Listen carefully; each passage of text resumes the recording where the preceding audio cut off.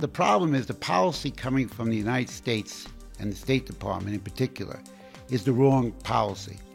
They're actually undermining Ethiopia in their current policy.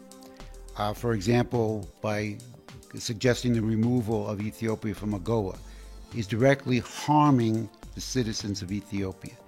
The tacit support for the TPLF is harming the people of Ethiopia, and it's harming Africa, because Ethiopia is a long-time nation state, has a rich history. Modern history goes back to the Battle of Adwa in 1896. And by allowing separatist groups to launch attacks on the federal government, this is undermining the sovereignty of Ethiopia, but it's also undermining the sovereignty of all African nations, because all the African nations have ethnic divisions. I spent 20 years in Nigeria. I know the ethnic divisions.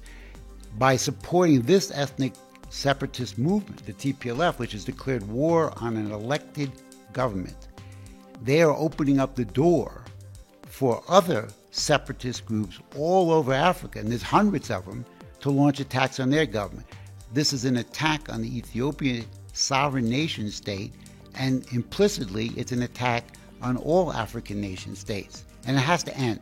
The policy that we should have, which I advocate, is a policy of development. How do we assist African nations to increase their ability to grow their economies, to improve the standard of living of the citizens? That's what we should be doing.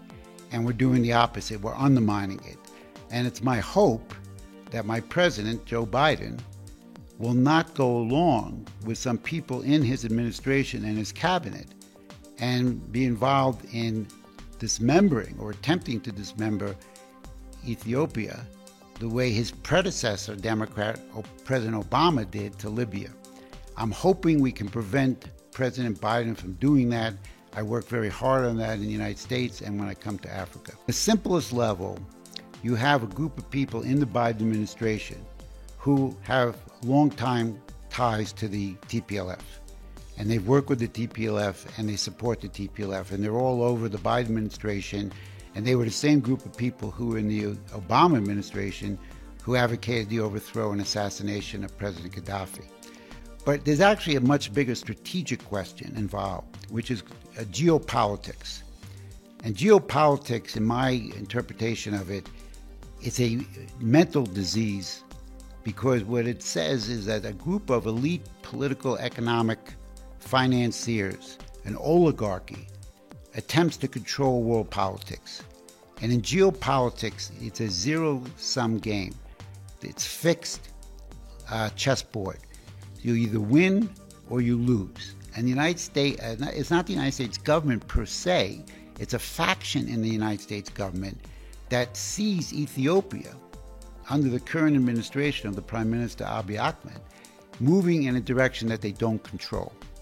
And these people are so crazy and insane that they would rather see the Horn of Africa go into war and chaos than support an independent nation state operating out of their control. Ethiopia is committed to eradicating poverty.